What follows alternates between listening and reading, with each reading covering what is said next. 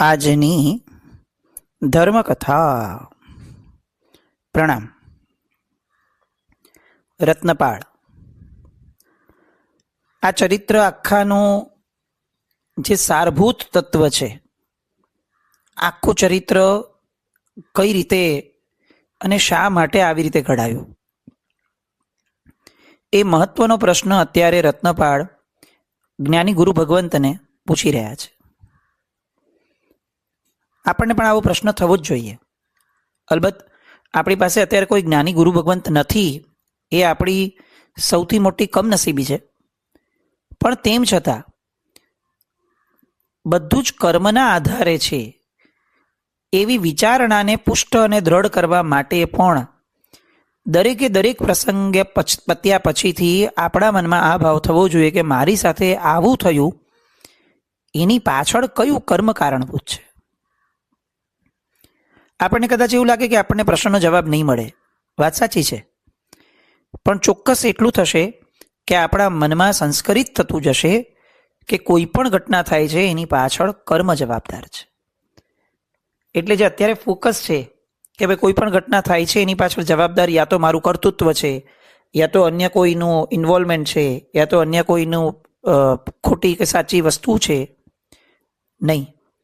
આખો ને આખો જોક આપણો, પક્ષપાત આપણો ઢળી જશે. મન એ બાબતમાં સ્થિર થઈ જશે કે ભાઈ કંઈ પણ ઘટના બની છે તો વાંક મૂળમાં આપણા પોતાના પૂર્વકર્મનો છે. અને અહીંયા રત્નપાળ કે જેને વૈરાગ્ય ધગધગતો થયો છે, પણ કર્તવ્યના આધાર ઉપર, કર્તવ્યના નામ પર અત્યારે એ પોતાના પત્નીની સાથે રોકાયો છે. એ રત્નપાળ જ્ઞાની ગુરુ ભગવંત મળ્યાથી હવે એને પૂછે છે કે પ્રભુ, મને મારા માતા પિતાની 16 વર્ષ સુધી વિયોગ રહ્યો, એ પરિસ્થિતિનું શું કારણ હશે? મારા કયા કર્મથી આ બનાવ મારી સાથે બન્યો હશે? અને હવે ગુરુ ભગવાન જવાબ આપવાનો શરૂ કરે છે. સાંભળ, આ જંબુદ્વીપમાં તિલકપુર નામનું નગર છે. એ નગરની અંદરમાં તિલકભ્રમ નામે રાજા એ રાજ્ય કરતો હતો. રાજા ઘણો ન્યાયી, વિવેકી અને શૂરવીર હતો. પોતાની પ્રજાનું બહુ ન્યાયપૂર્વક પાલન કરતો હતો. આ નગરની અંદરમાં સુરસુંદર નામનો એક શ્રેષ્ઠી રહેતો હતો, અત્યંત ધનવાન શ્રેષ્ઠી. એની પત્નીનું નામ હતું સૌભાગ્ય સુંદરી. બંને દંપતીઓ જૈન ધર્મના બહુ પરમ આરાધક હતા. એમને એક બાળક હતો, નામ ધનપાળ.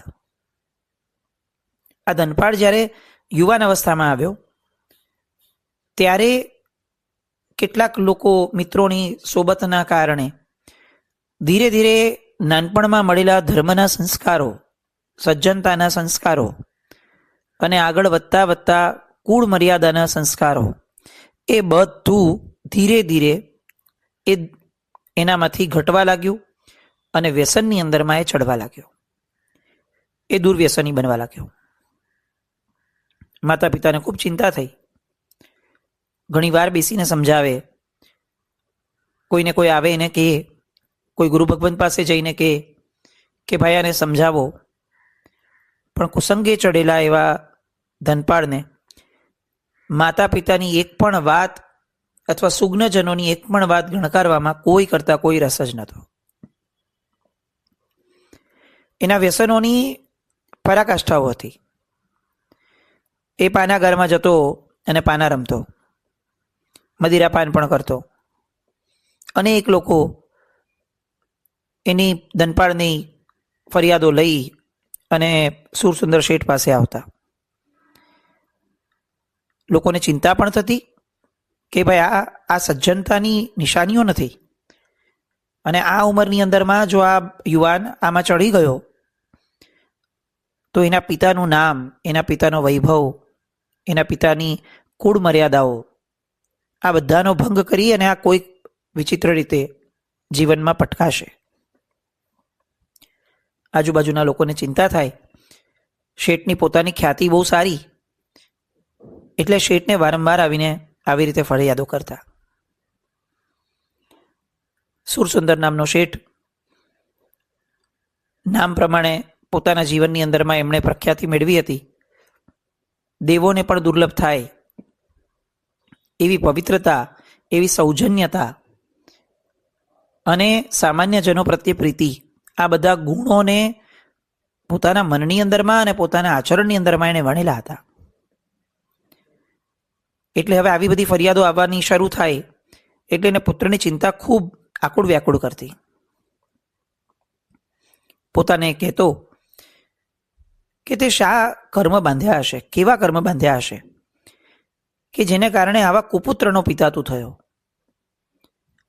આવા દુર્વ્યસની પુત્રના પિતા બનવા કરતા તો વાંઝ્યા પણ ઉત્તમ હશે. આવા પુત્રથી તું પુત્રવાન છે એવું જરાય ન માનતો. આ અધમ છે અને અધમ પુત્રના પિતા બનવા કરતા હું પિતા ન બન્યો હોત તો મારી માટે સારું હતું. આવું બધું વારંવાર એ પોતાના મનની અંદરમાં પોતાનો ક્ષોભ ઠાલવતા. આ પૂર્વભવની કથા છે ને એ ખાસ સ્મરણમાં રાખવા જેવી છે. જ્યારે જ્યારે પૂર્વાપર સંબંધો આવશે અને જોડાશે ત્યારે ત્યારે આ વાતો એ આપણને જેટલી ઉપસ્થિત હશે ને એટલું આપણને ખ્યાલ આવશે કે આવી કેટલીક વિચારણાના કારણે, આવી કેટલીક આચરણાના કારણે બીજા ભવની અંદરમાં એ લોકોને કઈ પરિસ્થિતિ ભોગવવી પડી. તમે સમજો, અત્યારે આ શેઠને ચોક્કસપણે પોતાના પુત્ર પ્રત્યે દ્વેષ થવો જોઈએ, પોતાના પુત્ર પ્રત્યે આક્રોશ થવો જોઈએ, કારણ કે પુત્ર છે જ એવી અવસ્થામાં. પણ એ સીમિત હોવું જોઈએ કે ભાઈ આ પુત્ર બહુ નઠારો છે. પર્યાય મૂળ આપણને એ શીખવે છે કે પુત્ર ખરાબ છે, તો પુત્ર ખરાબ છે એવું માનવામાં કશો વાંધો નથી. પણ હવે એનાથી આગળ વધી અને આપણી મતિને એ દિશા તરફ વધારે ને વધારે આક્રોશ સાથે ભળાવી અને એવું વિચારું કે આના કરતાં હું આનો બાપ ન થયો તો સારો, આના કરતાં હું બાપ ન બન્યો હોત તો સારું, આ જે આખી વિચારણા છે એ અનાવશ્યક છે. અત્યારે આપણે આ સુરસુંદર શેઠની વાત કરી રહ્યા છે ને એટલે આપણને વધુ સમજાશે. અગર આ વાત આપણી હોત તો આપણી પાસે ઘણી બધી આર્ગ્યુમેન્ટ્સ હોત કે લે એવું તો થઈ જ જાય ને, એમાં શું ખોટું પણ છે, લે આવો દીકરો પાક્યો હોય તો આવો વિચાર સહેજે આવી જાય, આ તો સહજ છે. પણ સુરસુંદર શેઠનું છે તો અત્યારે આપણે એને ડાયગ્નોસિસ કરી શકીએ છીએ કે નહીં, આ વાત આ લેવલ સુધી બરાબર છે પણ જરૂરી નથી કે દરેક વાતને એક્સ્ટ્રીમ લેવલ ઉપર લઈ જવી. શેઠે વિચાર્યું, વારંવાર આવું વિચાર કરી રાખતા. એકવાર આ પાનાગરમાં રમતા રમતા હારી ગયેલો એવો ધનપાળ પિતાની પાસે આવ્યો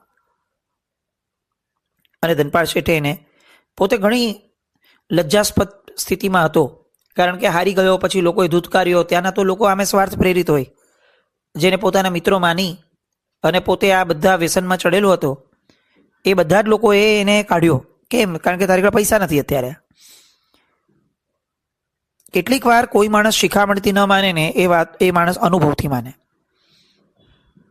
શિખામણ આપવાવાળાએ પણ ઈશ્વરને પ્રાર્થના એ કરવી જોઈએ કે જે પણ રીતે માનતો હોય ને એને એ રીત આપો. શિખામણ આપવાવાળાએ પણ વારંવાર એવું ન બોલવું જોઈએ કે જે દિવસે ભોગવીશ એવું દિવસે તને ભાન પડશે. નહીં, આપણે ઈચ્છતા નથી કે ભોગવી અને માને. આપણે એવું ઈચ્છીએ છીએ કે ગમે તેમ કરીને માને, સમજે, પણ એ ભોગવે પછી માને. આવું વિચારવા વાળો વ્યક્તિ એનું હિત નથી ઈચ્છતો. કદાચ એને બોલવાની શરૂઆત હિતની બુદ્ધિથી કરી હશે કે ભાઈ તને સમજાવવા માટે કહું છું, વારંવાર કહું છું, હવે તો સમજ, હવે તો સમજ.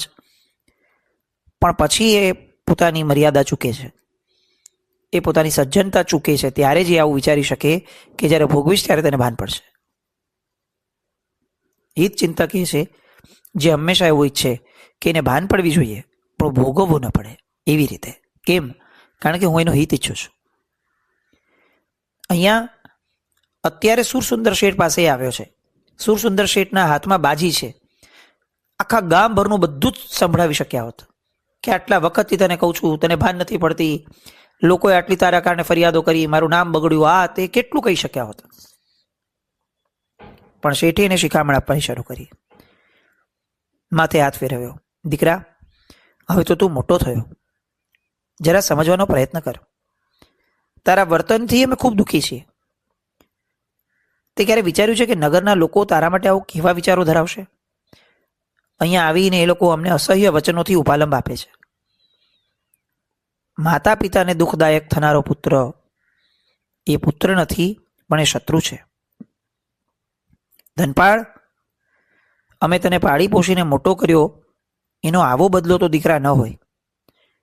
કુલીન અને સમજુ પુત્રો માતા પિતાની સેવા ભક્તિ કરી અને પોતાના પૂર્વના ઉપકારનો બદલો આપે છે. અમે હવે વૃદ્ધ થયા છીએ. અમારી વૃદ્ધાવસ્થા શાંતિથી પસાર થાય એવી રીતે તારે વર્તવું જોઈએ. જો તું આ તારું દુર્વ્યસન દૂર નહીં કરે તો કદાચ તારી ચિંતામાં ને ચિંતામાં જ અમે લોકો સ્મશાનમાં દગ્ધ થઈ જશું, રાખ થઈ જશું. નિર્ણય તારે કરવાનો છે. અને ખરા ટાણે બોલાયેલા શબ્દો એની અસર ધનપાળના અંતરમાં ખૂબ ગાઢ રીતે થઈ ગઈ.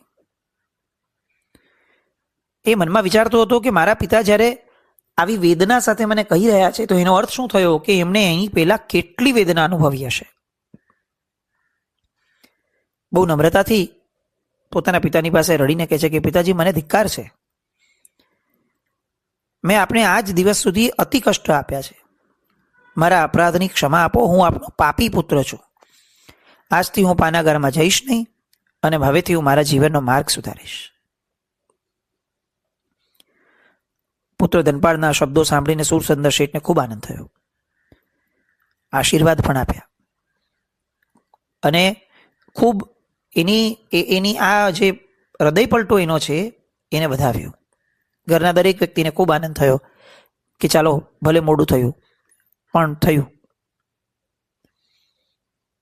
કથા આગળ વધે છે. એ પૂર્વે ફરી એકવાર ખાલી આપણે આ કનેક્ટ કરીએ. સુરસુંદર શેઠે જે એની માટે પોતાની માટે વિચાર્યું હતું કે આના કરતાં તો મેં દીકરો ન જણ્યો હોત તો સારું, આના કરતાં તો હું બાપ ન બન્યો હોત તો સારું, એ વિચારના એ સમયે કદાચ આપણને ઉચિત લાગે. કદાચ અત્યારે હવે આ ક્ષણે જ્યારે એનો દીકરો એના કયા પ્રમાણે માનવા લાગ્યો તો હવે ઓલી વિચારણા જે કરી હતી એનું શું? માણસના મનનો એક એક વિચાર એ અમૂલ્ય છે અને એ વિચારનું ફળ મળે છે એવું જ્યાં સુધી માણસ નહીં સમજે ત્યાં સુધી એ નિરર્થક વિચારો કરીએ રાખી અને મૂર્ખની જેમ એવું વિચારશે કે ઠીક છે, પતી ગયું, ચાલો ને, ભૂલ થઈ તો થઈ. ના, એક પણ ચેષ્ટા આપણી મન વચન કર્મની એવી નથી કે જે રિફ્લેક્ટ નથી થવાની. આ અત્યારે સમજો હું બોલી રહ્યો છું ને કોઈક સાંભળી રહ્યું છે તો એ ચેષ્ટાનું પણ ફળ મળવાનું છે. આપણે એક આંગળી પણ હલાવીએ છીએ તો સમજીને ચાલવાનું છે કે એનું પણ એક પરિણામ મળશે. કેમ? કારણ કે આપણે ઉત્તમ એવો મનુષ્યપણાનો ભાવ પામ્યા છીએ તો અહીંયાની એક એક સામાન્ય પણ ચેષ્ટા, અરે બહારની ચેષ્ટાની, મનનો પણ વિચાર, એ આપણને ભવાંતરની અંદરમાં પરિણામ આપવાનો છે. અને આપણો પોતાનો આત્મા કાગ ડોળે રાહ જોઈ રહ્યો છે કે દોસ્ત તું હવે આ ભાવની અંદરમાં લોચા નહીં કરતો. તે ચિક્કાર લબાચા કર્યા છે પણ હવે આ ભાવમાં નહીં, આ ડિસાઇઝિવ ભાવ છે, આની અંદર તું વ્યર્થ ચેષ્ટાઓ નહીં કર કારણ કે પછીથી એ ભોગવવી પડશે. શું થાય? દીકરો માનવા લાગ્યો હવે ભૂલી જવાનું, પણ કર્મ ભૂલશે? એના આત્મા પર જે કર્મ ચોંટી ગયો એ ભૂલશે કે ચાલો હવે પર્યાય બદલાઈ ગયો તો આપણે પણ હવે નીકળી જઈએ? ના, એ નીકળશે નહીં, એ ભોગવાવડાવશે ભવાંતરમાં. પર્યાયોમાં કેટલું વહેવું છે એ જીવ જો નક્કી નહીં કરે, એનું માપ નહીં રાખે ને તો પર્યાયો ઢસડીને ભવાંતરની અંદરમાં ફક્ત ને ફક્ત ભવોની પરંપરા આપી રાખશે. હવે એ નગરીની અંદરમાં એક પ્રસંગ બન્યો કે નગરનો રાજા તિલકબ્રહ્મ, એની ઉપર કોઈ સામંત રાજા મોટું સૈન્ય લઈને ચડી આવ્યો અને આ બધા સમાચાર મળ્યા એટલે તિલકપુર પતિ પણ પોતે મોટી સેના લઈ અને એની સામે આવી ગયો.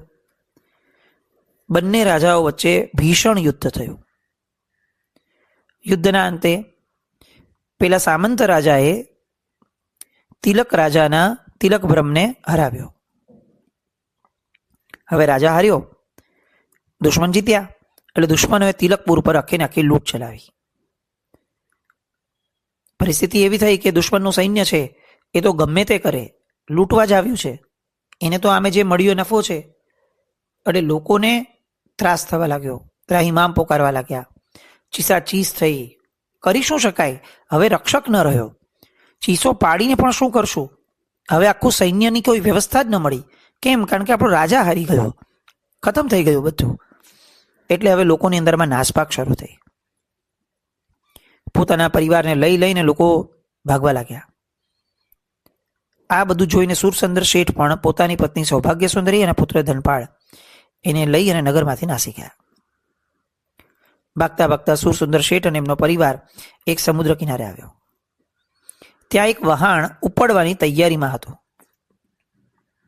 એટલે સુરસુંદર શેઠ એમની પત્ની અને એમના પુત્રને લઈ અને વહાણમાં ચડી ગયા. ક્યાં જશે, શું જશે, કંઈ જ નહીં, બસ અહીંયાથી ભાગો. કેમ? કારણ કે અહીંયા જીવન ખતરામાં છે. વહાણમાં આગળ ચડ્યા. સમુદ્રની અંદરમાં વહાણ આગળ વધતું ગયું અને આગળ વધતા વધતા વહાણની અંદરમાં તોફાન આવ્યો. સમુદ્ર તોફાને ચડ્યો.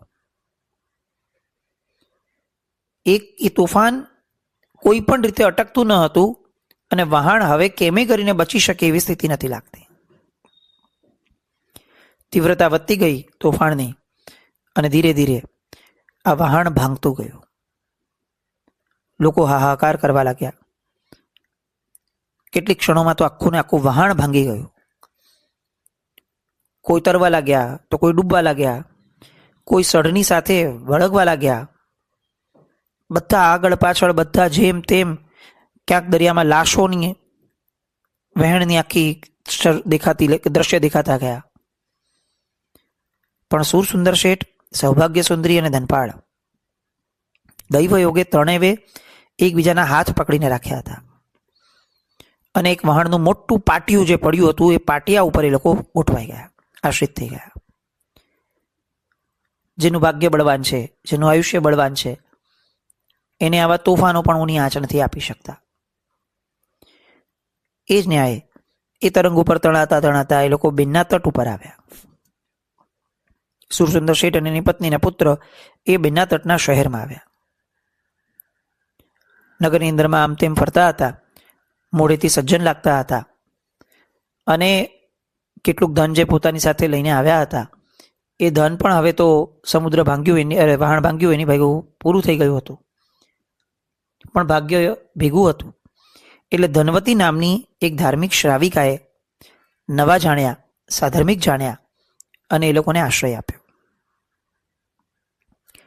સુરસુંદર શેઠને ધીરે ધીરે એ જેમ જેમ જાણતા જાય છે, એમના સ્વભાવને જાણતા જાય છે, તેમ તેમ ધનવતીએ પોતાના ભવનની અંદરમાં આશ્રય આપવાનું શરૂ કર્યું. પહેલાં બહાર રાખ્યા હતા, પણ જાણ્યું કે મેં આ તો ઉત્તમ આત્માઓ છે, સ્વભાવ વગેરે સારા છે, એમની કથની સાંભળી, એની પર વિશ્વાસ બેઠો, માણસ વિશ્વાસ કરવા યોગ્ય છે. આ બધું સમજ્યા પછીથી એમને ભવનમાં આશ્રય આપ્યો. હવે એ ધનવતીને સૌભાગ્ય સુંદરી સાથે મૈત્રી, સખી ભાવ એ વધવા લાગ્યો. જીવનની અંદરમાં આમ પણ કોઈ સરખે સરખું મળી જાય એની કિંમત જીવને હંમેશા વધારે રહે છે. અને આ ધનવતી પણ ધનપાળને હવે પોતાના પુત્રની જેમ સાચવવા લાગી. બંને ધનવતીને સૌભાગ્ય સુંદરી સુખેથી પોતાના દિવસો મજેથી પસાર કરી રહ્યા છે. એક દિવસ નગરની અંદરમાં, શહેરની અંદરમાં વસંત ઋતુના વસંતોત્સવનું આયોજન કરવામાં આવ્યું. વસંત ઋતુની અંદરમાં વનમાં જવાનું, વૃક્ષો હોય એ વૃક્ષો સાથે રમવું, વૃક્ષોની પૂજા કરવી, એક ઉત્સવ. કેમ? કારણ કે વસંત ખીલી છે, આ બધા પુષ્પો અને આ બધા વૃક્ષો એ જાણે નવ શણગાર સર્જીને આવ્યા હોય એનો એક આનંદ હતો. પ્રકૃતિ સાથે આર્ય સંસ્કૃતિને જેટલું જોડાણ હતું એટલું જોડાણ આ જગતની અંદરમાં બીજા કોઈ તત્વને ક્યારેય ન હતું. પ્રકૃતિ જ્યારે ઉત્સવમાં આવી છે ત્યારે ઉત્સવ મનાવશે, આ આર્ય સંસ્કૃતિ છે. વસંત ઋતુ એટલે પ્રકૃતિનો ઉત્સવ. જ્યારે સોળે કળાએ પ્રકૃતિ ખીલી ઉઠે એવી ઋતુ એટલે વસંત ઋતુ. આપણે દુર્ભાગ્યશાળી છીએ કે આર્ય દેશમાં જન્મ્યા છતાં પણ આપણામાંના 99.9% લોકોને વસંત ઋતુ ક્યારે આવે છે એ ખબર નહીં હોય, અને કદાચ 90% લોકોને તો વસંત ઋતુ નામનો શબ્દ પણ સાંભળવા નહીં મળ્યો હોય. દુર્ભાગ્ય છે કે જે ક્ષેત્રની જે વિશેષતા હોય એને આપણે જન્મ્યા છતાં પણ દુર્લક્ષ કરી અને એનાથી દૂર રહીએ છીએ. આ એકમાત્ર દેશ એવો હતો કે જેની અંદર ઋતુઓની વૈવિધ્યતા હતી. પણ નાનપણથી ભણાવવામાં આવ્યું કે ભાઈ ઋતુ કેટલી, તો કે 3 જ, શિયાળો, ઉનાળો ને ચોમાસું, વાત પૂરી કરો. પણ આ ઋતુઓ ક્યાં હતી? આ દેશમાં હતી? ના, આ ઋતુઓ તો વિદેશની હતી. વિદેશની અંદરમાં ક્યાંક 3 ઋતુ, ક્યાંક 1 ઋતુ, ક્યાંક 2 ઋતુ, આવું રહેતું. પણ આપણને ભણાવવામાં જ એમ આવ્યો. અને ભણવાવાળા વ્યક્તિઓ પણ કેટલી મૂર્ખામીમાં છે કે પોતાના દેશને જોતા નથી, પોતાના ક્ષેત્રને જોતા નથી. કે ના, મારે ત્યાં તો આ પાન ખરી જાય છે કોઈક સિઝનમાં અચાનક આમ પાન ખીલવા લાગે છે. સૂર્યના કિરણોની અંદરમાં ફરક છે. આ આખી ઋતુઓનું જ્ઞાન એ મેળવવાનું કોઈને મન જ ન થયું, કારણ કે એના મગજમાં નાનપણથી ઘુસાડી દેવામાં આવ્યું કે ઋતુઓ 3 જ છે, શિયાળો, ઉનાળો, ચોમાસું, વાત પૂરી કરો. વસંત ઋતુ આવી અને વસંતોત્સવ નિમિત્તે વનમાં જવાનું થયું. લોકોને જતા જોઈ અને ધનપાળે પોતાની માતાને પૂછ્યું કે માતા, જો આપ આજ્ઞા આપો તો મારે પણ વસંતોત્સવ જોવા જવો છે. આ પ્રશ્ન પૂછાય છે, માતા જવાબ આપે છે. પણ એ પછી એક ઘટના બને છે કે જે ઘટનાને રત્નપાળના વર્તમાન જીવન સાથે ઘણું લાગે વળગે છે. એ એક્ઝેક્ટ શું થયું? આ પૂર્વભવ જે છે એનો પૂર્વાપર સંબંધ અને એ ભવની અંદરમાં પણ રત્નપાળે ના જીવે ક્યાં ક્યાં કેવી ભૂલો કરી છે, એ બધાની સમજણ માટે ફરીથી આવતીકાલે મળશું આપણે. જીના જ્ઞાવૃત કંઈ પણ બોલાય તો મિચ્છામિ દુક્કડમ. જૈનમ જયતિ શાસનમ.